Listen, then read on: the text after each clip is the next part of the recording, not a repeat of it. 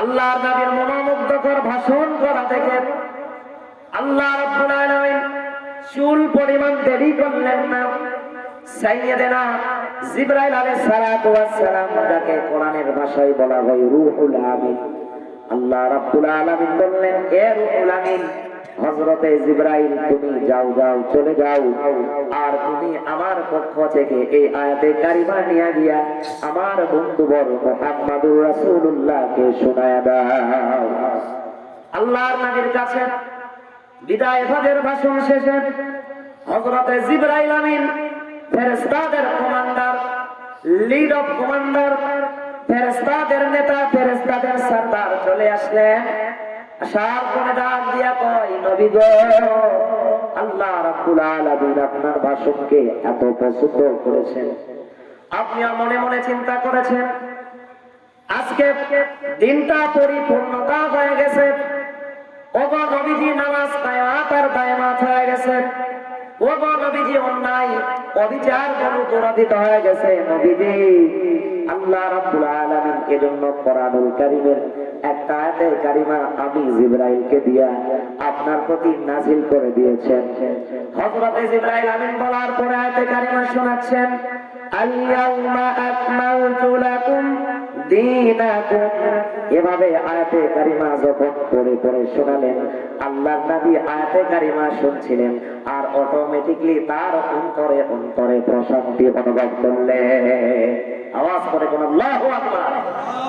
यादों में तेरे सबका भुला दूं, यादों में तेरे सबका भुला दूं, कोई ना मुझको याद रहे, सब खुशियों को आग लगा दूं, खाना ये दिल आबाद रहे, अब उड़ा गए बस कादों में आखिर फिर दज़बा आई मेरे इला, तेरे सिवा माबूद हकीकी कोई नहीं है, कोई नहीं, तेरे सिवा माशूक हकीकी कोई नहीं है, कोई नहीं। लिल्लाह के तकबीर। हाय हाय, ফলপাড়ার মানুষেরা, এই যুব সমাজেরা ঘুমিয়ে পড়েছে, আপনারা ঘুমিয়ে পড়লেন নাকি? আওয়াজ করে বলেন আল্লাহু আকবার।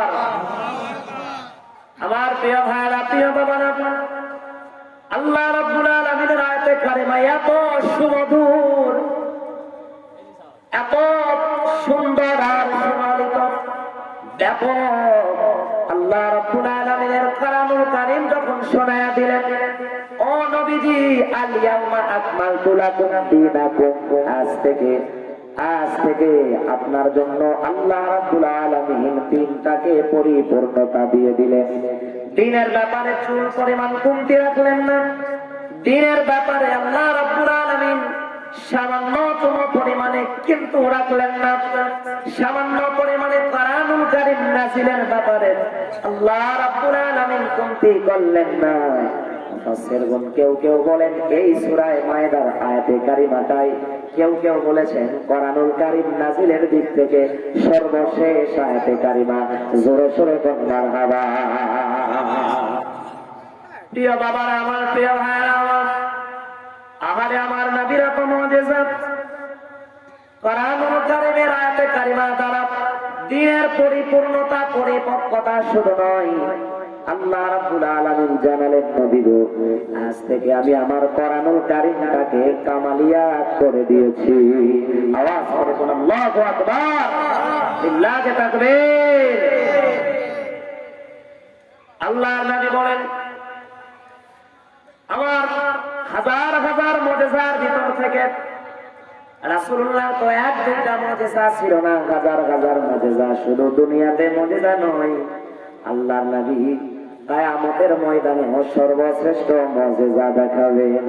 আল্লাহর নবীর শেষ মুজিজা হলো আল্লাহর নবী কিয়ামতের ভয়াবহ বিভীষিকার ময়দান পার হয়ে আল্লাহর নবী জান্নাতের দরজার সামনে দাঁড়াবেন। তার হাতের ছোঁয়া পেয়ে, স্পর্শ পেয়ে জান্নাতের আট দরজা, সদর দরজা আল্লাহ রাব্বুল আলামিন জান্নাতের প্রধান গেট খুলে দিবেন।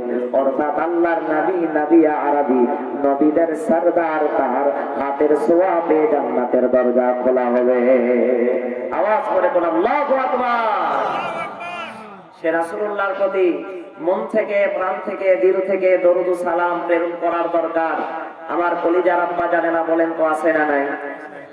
কথা বলে না, জোরে বলেন আছে না নাই? প্রাণ খুলে সে রাসূলুল্লাহকে রাজি আর খুশি করার লক্ষ্যেই পড়ছি সাল্লাল্লাহু আলাইহি ওয়াসাল্লাম।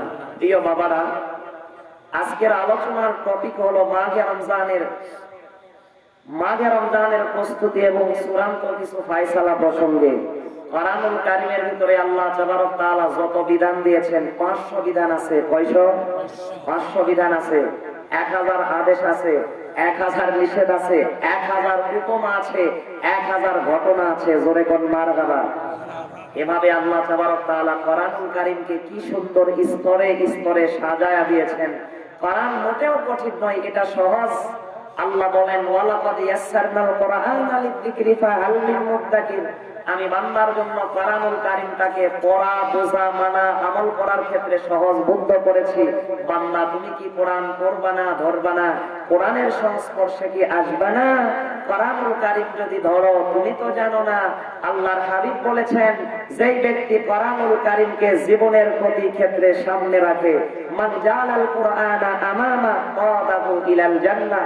আল্লাহর কোরআনুল কারীম, পরিপূর্ণ কোরআনুল কারীম, সর্বশ্রেষ্ঠ রাসূলুল্লাহর মুজিজা কোরআনুল হাকিম, এই কোরআনুল কারীম লিড দিয়া, গাইড দিয়া আল্লাহর জান্নাত পর্যন্ত কোরআন প্রেমিক বান্দাকে পৌঁছায়া দেবে। কেউ বাধা দিয়া আটকাতে পারবে না। আওয়াজ করে বলেন আল্লাহু আকবার।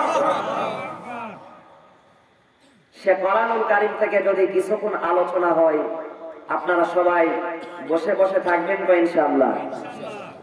নাকি পলায়ন করবেন? আপনারা কি পলায়ন করবেন নাকি? তো আমি এক গুণী বক্তার মুখে শুনছিলাম যে এক বক্তা সব বন্ধ করে কানে হাত দিয়া টান দিয়েছে। তো মাঝে মাঝে আমরাও কানে হাত দিই। কানে হাত দিলে একটু সুবিধা হয়, আওয়াজ কানে আসলে ওয়াজ করতে একটু মজা হয়। জোরে কোন মারহাবা, তার উপকার আছে। তো এক বক্তা সাহেব নাকি কানে হাত দিয়ে সব বন্ধ করে এমন টান মেরে ওয়াজ করা শুরু করেছে। ওয়াজ করতে করতে রাসেল ভাই সারা রাত পার হয়ে যাচ্ছে। মুসল্লিরাও ভয়ে বলতেছে না যে হুজুর ওয়াজটা ক্ষান্ত দেন, ওয়াজটা শেষ করেন, ভয়ে বলে না। তো রাগী মানুষ হলে না হয় বলতো হুজুর স্টপ ইট, হুজুর বন্ধ করেন। কিন্তু সব তো অবলা সরলা আপনাদের মতো ধার্মিক আর আল্লাহওয়ালা মানুষ, তাই তারা আর বলতেছে না। তো হুজুর যখন সব বন্ধ করে ওয়াজ চালাচ্ছে, শ্রোতারা মনে করতেছে চলো আমরা হুজুরকে বসে রেখে হারায়া পালায়া ভেগে চলে যাই।